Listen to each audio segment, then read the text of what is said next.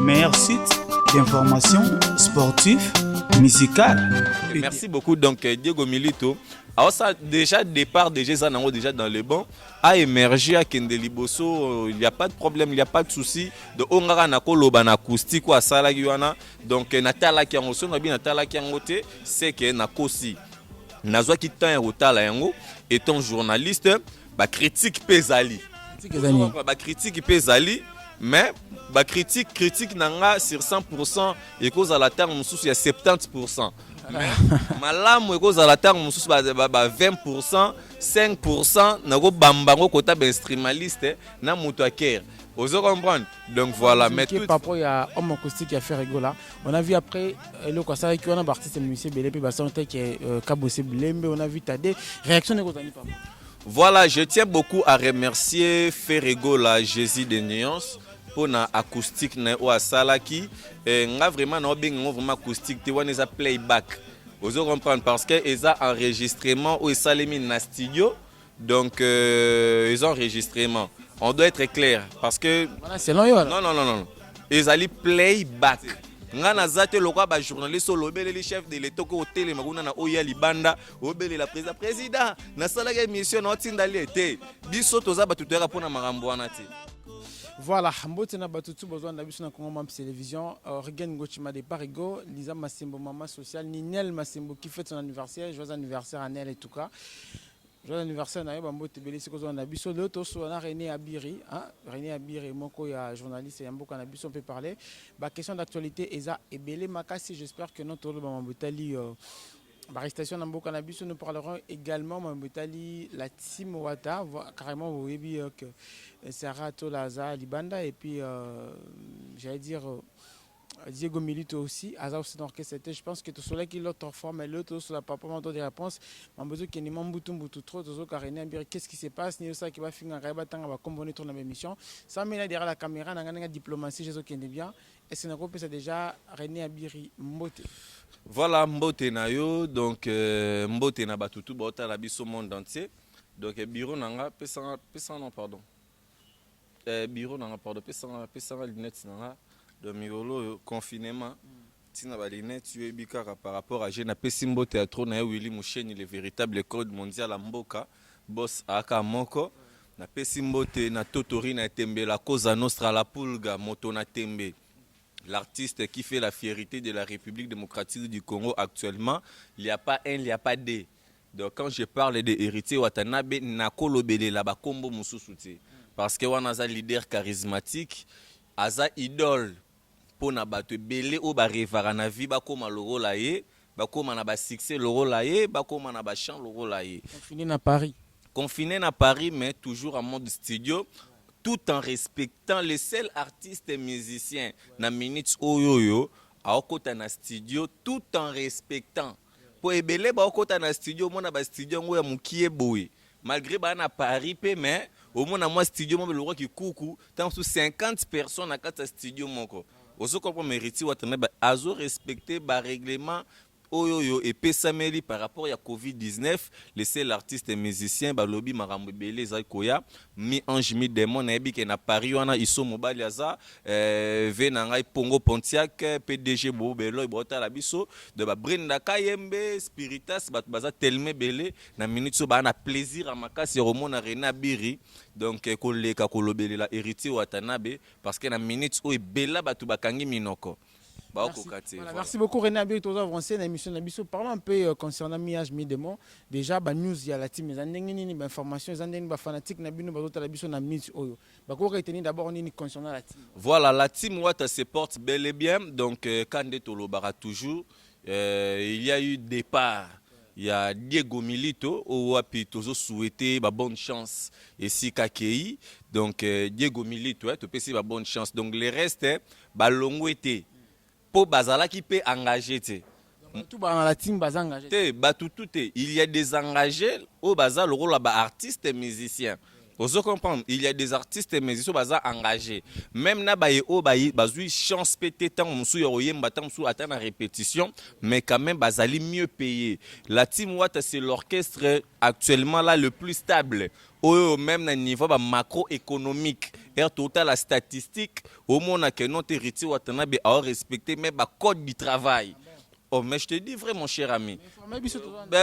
Bien sûr. Et alors, donc, héritier Watanabe, à la Rananyongwa Moutoute, à la Rapé, à Likamba Moutoute, ils allaient encore une très jeune orchestre où ils allaient déjà couper ça déjà, lumière moro déjà est bien.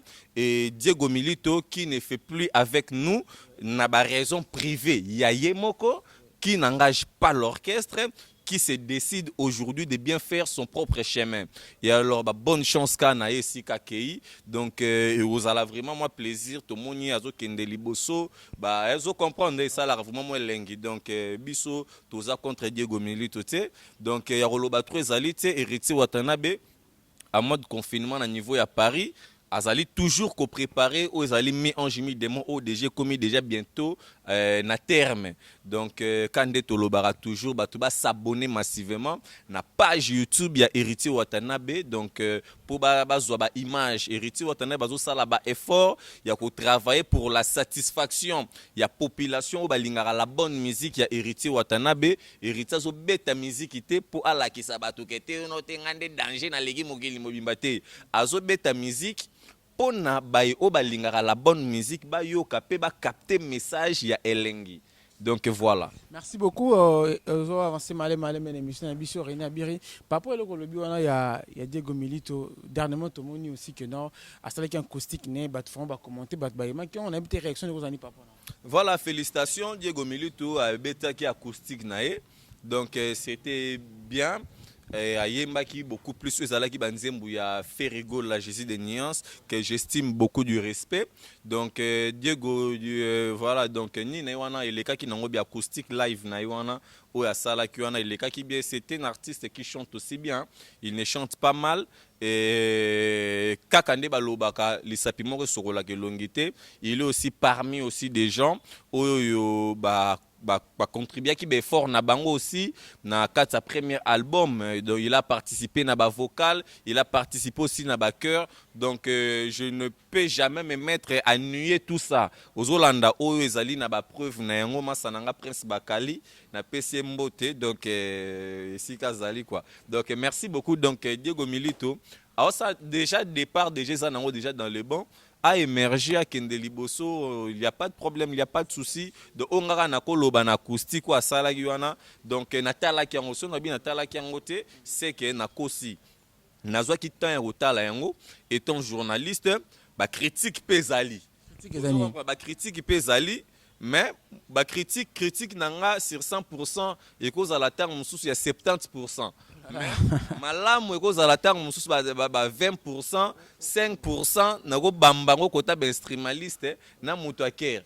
Vous comprendre? Donc voilà, mais toutefois quand même ça a eu aller. Alors quel est le problème ils ça là que yo na moi si na besoin problème. Qu'est-ce qui s'est passé entre entre toi na Saratola? Bon, premièrement René Abirinde Nazawa na vie nanga depuis na banda musala qui chroniqueur. Natikala ko critiquer non mutute. Natikala pe ko finga mutute et puis oui. Tout le monde a plainte contre Ebele. Alors la plainte ya nani? René Abiri depuis na banda musala chronique natikala jamais ko finga ba musicien mboka. Ozo comprendre natikala jamais René Abiri le seul chroniqueur maboko pembe. Ozo comprendre bato belé bakosa na biso eza vrai bato tout baza d'accord na musala René Abiri asali na katsa mboka oyo. Ozo comprendre et alors premièrement na oloba boye omoni Saratola hein donc azani de ko mwasi na niveau moko na été niveau bétide niveau rang social niveau niveau presque tout ozo seka na TV5 journaliste à Sekarate au monde herba yambanga na Bero News ba France 24 journaliste au monde azaka nazolo ba vérité Saratola za mwana mwasi ngai na mwana mobali naza lesbianité naza PDT pour lelo lobi na la mukanda banda ko critiquer Saratola non ba critiquer ka mutu o yebi ke no alekio na makambo ozo comprendre mutu ozo comprendre déjà na niveau des études na tangina nous trop koleka Saratola. Elle n'est pas de mon niveau. Tozana âge moko ngana été Saratola a déjà au moins dana ba 55 ans. Ozo comprendre ba 55 ans d'âge. Donc aza mère Saratola ko botanga faut beaucoup de respect. René Abiri a 22 ans. Rena Biri non a 22 ans, je suis encore trop jeune. J'ai encore 22 ans d'âge. Donc Sarah Tolanda Azana, Sotozongi na mukili akala kombo ne lingeza la mama Simon. Ozo comprendre na mukili akala, comme na le mama Simon la maramaleo makasi na winza makala les destins. Ozo comprendre donc j'estime beaucoup du respect envers elle. Donc nako clasher sur yete. Elle n'est pas de mon niveau des études nangeza trop élevé. Vous comprenez déjà donc j'ai vraiment quelque chose qui est là un peu supérieur. Donc na jamais na fingi ça diplôme tout nazwa tous les 37 diplômes nazwa. On a 37 tous les 37 diplômes nazwa na vie nanga na koki jamais ko fingi sa yango pour na émission na fanda na critique aka Saratola pour gagner quoi? Vous comprenez déjà, je suis le seul chroniqueur africain na année au Robetas et donc 100 000, 1 million. 1 million de vies. Voilà, je suis le seul chroniqueur africain à avoir 1 million. Donc, na année na vidéo moko et ça c'est vraiment une fierté pour moi. Toi tu dis que non, tu n'as aucun problème, c'est elle qui a un problème avec toi. Non, je ne dis pas qu'aussi elle donc déjà na rozongela te mais la ligne na rajouter les sous. Au moni ngana na problème na Saratola te. Yaza mwana mwasi. Ngana mwana mobali. Ngana lesbienne te. Ozo comprendre? Et puis oza mobali oza lesbienne. Yokate naza mwana mobali na lesbienne te na PPD te. Ozo comprendre? Nde naza awawa na vie nanga nakoki jamais kozala na problème na mwana mwasi, surtout mwana mwasi o atamboli trop. Balingie koto mabe, akoti libala koto mabe, dora koti koto mabe, akota ba mabala trop mabe. Na koza na problème na mutu bongo te. Ozo ko biso to ba chrétien to sambelaka, to respectaka mwana mwasi. Ozo prendre Saratola, elle n'est pas de mon niveau. J'ai beaucoup fait des études plus que elle. Ozo comprendre nako linga jamais na négliger ba diplôme nanga nazwa na vie pona ya ko lekisa temps ya Saratola na écran. Et ko simbate, là c'est l'autocryptation. Ozo comprendre un nouveau mot. Anana. Comme dit Malou. Aïe. Ozo comprendre ndenga mabete. Et alors j'estime beaucoup du respect envers elle. Yemoko Saratola ndenga sana ebi combien de fois Rena Biri ngana ko respecter te ngamo nde no mi respecter pona na kwesa niveau des études na ngaite. Ozo comprendre? Il y a 55 ans d'âge né autour. Aza mukolo nanga, aza na ba 55 ans d'âge kalate ménopause tant sous AVC moi loyenge koya akwe ne pas kufi. Ozo comprendre mais na souhaité te ka kufa. Ozo na souhaité te mais ndenga zana nga na sepela nanga na ye ndenga sala ba mama ndenga sala musala na ye Saratola azala na problème envers nga Rena Biri na ndimité ponde tinga soki muto za na problème envers nga il faut zala un otanga trop kolekanga tangu mususu faut zala na libala moko bo simba et puis moi si ngo logo za na ba problème nanga faut poser la moi c'est musicien ozo comprendre faut zala moi si tu es responsable moko bo cadre na famille ozo comprendre babilo moi ba jarwana moi si moko réfléchissaka moi si aboya papa bana na ete po kende ko bala na mutu moko boy. Et ça la mabongo. Te na lobi te ke sema bonga na zo peso nde be exemple nde. Nga pour moi si vraiment akende vraiment tant ça na ba problème nanga, il faut ça une dame dont c'est donc une dame. Donc une dame. Ozo comprendre voilà. Merci beaucoup Nabil tous avancé petite na carte émission na biso. Alors na bato bola na biso de partout. Bino tout la team bo souhaiter évolution bien pour na 2 minutes on a Saratola. Voilà, donc ngai personnellement, je ne parlais pas au nom de la team Wata parce que Rena Biri n'est pas porte-parole de Héritier Watanabe. Qui au sein de Rena Biri ne travaille pas dans la team Wata. Je suis qu'un fanatique simple qui aime la bonne musique de Héritier Watanabe. Je suis là que pour le soutenir. Et alors, loko la Nathalie sa position ya fanatisme nanga ya ko sepelaka mingi na Héritier Watanabe. Et alors, Diego Milito akei bonne chance pour Naye à évoluer bien. Et alors, Saratola, Naébité, elle n'est ni chroniqueuse, ni journaliste. Elle est reconnue ni dans une institution journalistique. Ni dans une institution journalistique. À la journaliste. Naébité.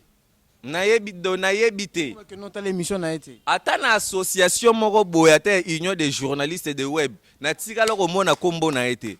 Donc, vous comprenez. Donc, je ne sais pas comment est-ce que moi, un journaliste qui se respecte beaucoup, qui est reconnu légalement dans ces pays, n'a que se rabaisser. Donc, quand même. Moi, je ne te permettrai pas de critiquer qu'un journaliste. Oh, c'est une journaliste. Je parlais de la vérité. Elle est passée par quelle formation? Elle a quel diplôme? Tu vois? Moi, j'ai au moins 37 diplômes. Je le dis bien, j'ai au moins 37 diplômes. Moi, j'ai fait des études. J'ai fait le Bangladesh, Guinée-Conakry, j'ai fait l'Israël. Donc, je marchais beaucoup. Vous comprenez tout ça pour les études. Vous comprenez pour acquérir connaissance moko boy o lelo na ko linga te na bafoué yango ata yo moko sarato la zande ko nanga congolaise na leka na ekala banda ko finga ye da banda ko loba sarato la na ko finga ndeti nini po na mabe na malamu ala kanango deja asa na mabe ada na malamu sko ndeti nga na ko leka na fingelela ye nini pour quelle raison to ling donc na ebité yaza mwasi nga na mwa mobile tout comme pays ya koke kozata sur lesbiennes ngana jo siko na ebité par là ngolo bani na mona autant ba lesbianisme trop ya problème nazo tanga ba lesbianisme c'était nazo personne kande exemple vous comprenez donc c'est à dire que ngana toi na même diapason té donc déjà le niveau des études vu que toi est différent donc je n'ai pas de problème avec elle ngai elo kangara na rosenga kezaka ke note azala na journaliste aza journaliste aza porte-parole à Diego. Aza journaliste. Nani? Aza mwasi ya Diego. Aza mwasi ya Diego. Akoma porte-parole à Diego. Non, ngana baza mwasi ya Diego aza journaliste le reste na. Voilà donc sinon na kati ya ba makambutu ya ba journaliste tokenda ka ba réunion ba journaliste internet pour na ko solo la pour na ko za ba grande décision donc na tika la romona été donc elle est ni chroniqueuse ni journaliste et voilà c'est aussi quelque chose au peut tozo lutter contre yango pour na baye o baye ko bebisela biso musala na biso ozali no lo côté o yeka bo internet on dit ko tsaba mbri okende gauche okende droite c'est l'un des choses au tozali côté les melengo chef de l'état loko la zoté les mela ba état de droit justice c'est ça la musala nango biso pe ba journaliste to lingi pete baye o bazali ko ya ba bebisela biso musala na biso. Donc, on doit se respecter en toute catégorie. Merci beaucoup. Nous sommes vraiment na masuka comment on a besoin de pour cette émission nabiso. Alors, René Abito ça mon analyse qui par rapport à homme acoustique qui a fait rigola. On a vu après le Kasara qui on a artiste musicien Belépé Basson qui est Kabosé Blembe, on a vu Tadé. Réaction de Rotani papa. Voilà, je tiens beaucoup à remercier Ferrego la Jésus de Nuance pour na acoustique na o asalaki nga vraiment na bengo vraiment acoustique te wana za playback. Vous comprenez parce que ils ont enregistrement ou ils mis dans studio donc ils ont enregistrement. On doit être clair parce que voilà, c'est non. Non. Ils allaient playback. Donc il y a une différence entre playback avec acoustique. La musique acoustique c'est une musique qu'on vit avec le feu réel. C'est-à-dire quoi? Te positionner podium moko artiste et musicien azali naba et donc c'est live de eza live eza te konote artiste kende kuna ba ba fait sonore ba beta maboko bor te il faut ba tuba yoka ba sentir et lo Congo ba yoki et puis ba applaudir parce que ba o ba applaudir tant sous côté wana tant sous faire ayeba ki be boa to ki ba tie fait sonore ya ba beti maboko est-ce que ba to pe ba yoka ki be musique on a parlé est-ce que bazali pe d'accord ya yoka moi nuance wana ba betele lo maboko tant sous ba to ba yoka ki nuance wana ba ki ke faire na bimeli banda oso comprendre na ndenga mabete wana ezali playback au Ferrego la betaki donc a beti playback na kitoko Kabosé Boulembi pe a beti pe playback oso comprendre ayeko contredire Ferrego la te a beti playback. Mais eloko ngana lobaka boye botika ko sous-estimer Kabosé omoni Kabosé obomona Kabosé azali chanteur à makasi na kati ya Congo na ndenga mabete eloko ezanga Kabosé ezaka ba soutien mo ba soutien o ba pesaka na ba leader wana mususu wana o ba sala eloko te bazaka ko fi barambe bo di premier au 30 so ba pesi yango Kabosé o ressentir Ndengeni musique ya Congo kotomba m'appelle les sous na el na. C'est quelqu'un que j'aime beaucoup. Bango nyo surtout mi balé ba beti ba playback na bango. Nga Rena Biri, je n'ai que à leur remercier parce que ils allaient contribuer toujours na avantage ya culture ya République démocratique du Congo. Voilà. Merci beaucoup. Question sous Kavanto Kabwana yo Rena Biri lelo Vital Caméra Sambe et puis le pasteur Moukouna également ensemble l'action en tant que journaliste. Voilà, donc le lot n'a rendu procès à Papa Nabiso, Kaka Vital Kamérete, Nabandeko Nabiso, ou Ana Jamal. Jamal sait qu'il est en train de faire Ezali un peu de théâtre. Donc je pense que la prochaine émission, ça la décryptation. Ozo comprendre décrypter. Ozo comprendre le procès, je pense que to landele la to beta masolo na ndenga vraie version, to critiquer pe na maloba pe ya juge. To landela to yeba soki juge oya sambisi bango, il est dans le bon ou bien il est dans le mauvais, mais pour nanga déjà Rena Biri na monde juge. OK, il est déjà na alinéal na ye. Aza déjà dans le bon. Parce que le problème est que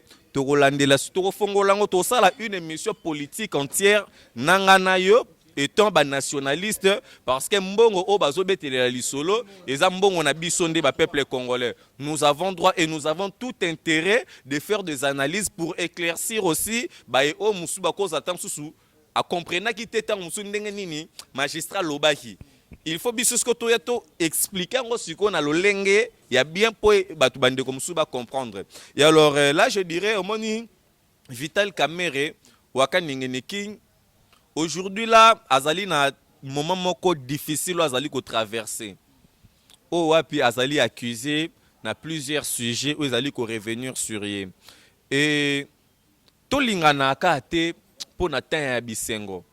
Aujourd'hui là j'ai compris que Ebele a battu balinga qui Vital Kamerhe. Kamerhe, il était bon pour eux quand il leur donnait de l'argent. Kamerhe, il était bon pour eux quand il faisait des dons et quand il leur donnait aussi du travail. Ebele a battu bazan na temps sur le ministère na ba compagnie ainsi de suite. Aujourd'hui là ce matin nazala qui est dans la prison. Na moni ata muto ata moko ayete. Ozolanda, peu importe, oui. Kamerhe peut avoir tort. Oui, on accepte. Mais où est votre soutien? Vrai ami. Bon, ça on a appel, bon, ça on a non. Vrai ami, ce n'est que Jésus-Christ. Dossier à Papa Nabiso Vital Kamerhe et apprendre nga leçon ebele. Je pense que bayo bazolanda ba mekepe ko comprendre likambu oyo na ndenge ya façon mususu. Mutu azaka mutu otika laka mutu.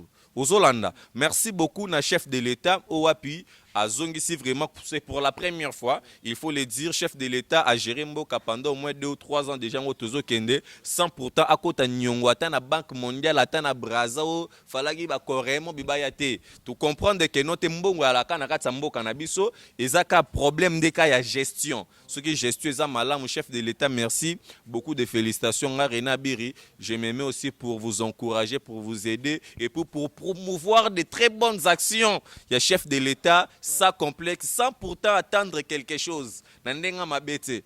Ngana zate lokwa ba journaliste lobele le chef de l'État ko hôtel maguna na oya libanda obele la président na sala ga émission na tindali été biso toza ba tutera pona marambo wana te ozolanda do to luka pe poste te na gouvernement donc na besoin pe poste te pona par exemple ba proposer poste poste ni nga so ba liba proposer nga poste faut ba tianga directeur à cabinet chef de l'État poste na nganda ngwana po ochanga ministre na lekino nde naza na mayele do so ba tianga ndeti bon soki directeur à cabinet chef de batianga ministre à justice deux postes wanara oyebi so na zande na ministère à justice na banda ko kanga ko bande bembe nanu ya Lumumba to ya siko to kangiswe bemba Mobutu ba tutu wana tozo leka tozo kanga état de droit photo banda non na sima to banino ko kanga nanu ko banda non pour Lumumba mutacha biso na ba merde. On n'était pas encore prêt à prendre l'indépendance. Tu n'as pas vécu des moments pareils, peut-être. Non. Mais aujourd'hui, là, il y a plusieurs procès aux États-Unis d'Amérique. Oyo bazali ko samba ba dossier ba makamboué le cas là 1917. Oso comprendre. Procès ni pena oyo regretta. Un jour boye barango na ko porter plainte contre Cora Lumumba. Dondenge zawa na botsa ngo na mituna bino. Il nous a précipité vers l'indépendance. Or indépendance ba préparaka peuple. On n'était pas vraiment assez bien préparés. Voilà pourquoi aujourd'hui là, il y a plusieurs pasteurs bourriques qui ne comprennent pas la Bible. Il y a plusieurs pasteurs na sextape. Il y a plusieurs. On a comment critiquer, comment critiquer te nazolo ba vérité. Non finga pour la nine. Voilà pourquoi tous la ministre qui ne connaît pas français. Oh, moi je parle arabe. Toza la batu baza tale belé. Moussou soasa na ba PC ministère. Alaki Mario kuna na poto la na gare. Vika bandoko pesa ta moussou président ta moussou mbote na ebité ba compétence ba bimiseli biso ba diplôme. Il faut to landelela ba ministre o ba komi lelo o ba na bato ba délégation ba utaki ba Belgique wana. Bango nanu bana bato photo zo bango no to kanga bango nanu. Ozolanda baye akenda poto ta moussou na âge à 6 ans. Azali sans document même na poto. Dendenga za wana kozonga no Europe te. Aye aba bapese musala mo quelque part. Ce qu'il faut koyeba na musala l'état ava ba engagé, il faut yata musula ba diplôme ba CV. So yo tanga na poto. Oye ana kin kuna no na poto tanga te walaka wesh. Ozo comprendre so komita musula ba 37 ba 50 ans ya kokola na banda kwa basi. Ozo comprendre ce que yebisanga oya bato directeur mo be quelque part o CKP français pas malonga pe oyebite ce que yebisanga mutalo lenge wana asalisi ba document nani asaleli ba document et puis ba document so pe to landeli ngo bien papa ba keze belé. Merci beaucoup Béré, merci beaucoup. Na moni ke kandeza mama kasi to kata na question suka dit non pe avenir ya pasteur mu koneza non deni papa professionnel. Bon avenir à pasteur mu kuna na moni kara moni na minutes o procureur a na ba problème belé na année au procureur alobi a sambisi ba dossier viol trop abandi ko banda ba DJ Abdoulaye ba prince bakali a landeli baramba ba viol a landeli alembi dossier pasteur mukuna tomoni ba sambisi katanso après 5 ans mais afanda nanu total non dossier ngo nanu hein ngala na problème na pasteur mon eza justice ndesa musana ngo justice c'est la rappel na ba caprice de ndenge mona technique ozo comprendre donc juge à lobby tant à lobby hein juge à lobby que note année na problème te il n'est pas contre pasteur mukuna botika ko kende gauche droite so eza makamba politique ko tikuna na kate